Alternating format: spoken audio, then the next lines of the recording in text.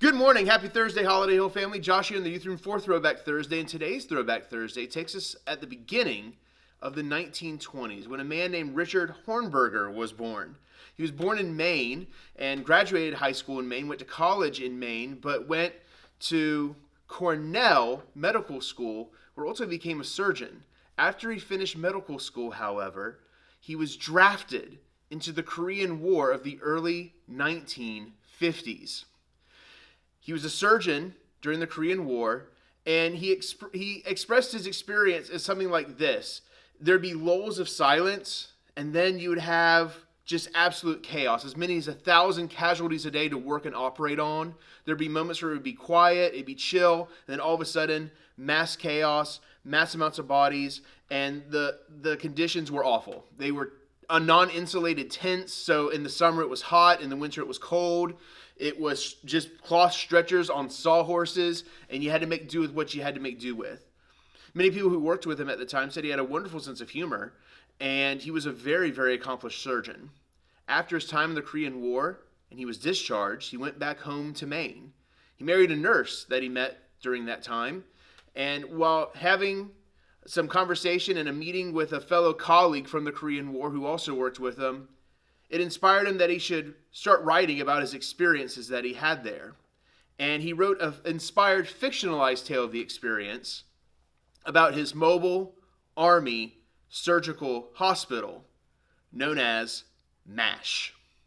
MASH became a hit novel in the 1960s, so much so that Fox bought the rights for it and made a movie about it in the 1970s.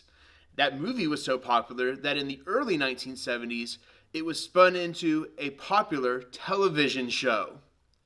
It dealt with a lot of things, the perspective of a lot of the characters, some who were drafted into the war, some who were just showing their patriotic duty and were real army from the get-go. And the perspectives, the conflicts that they dealt with, it was listed as a sitcom, but most people would define it as a drama comedy, also known as a dramedy. And here's the cool thing about MASH. In 1983, the series finale was aired on February 28th. So we're coming out now to the 38th anniversary of the final episode of MASH. Why is that so important? Because the final episode of MASH, to this very day, is rated the #1 television program of all time.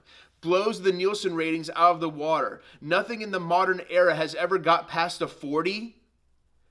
They rated over a 60 in a 77 share. 2/3 of the nation watched the 2.5-hour final episode of MASH.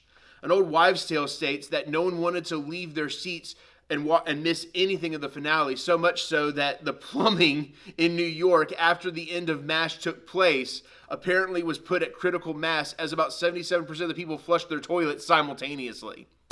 It's an old wives' tale. Don't know if it's true or not.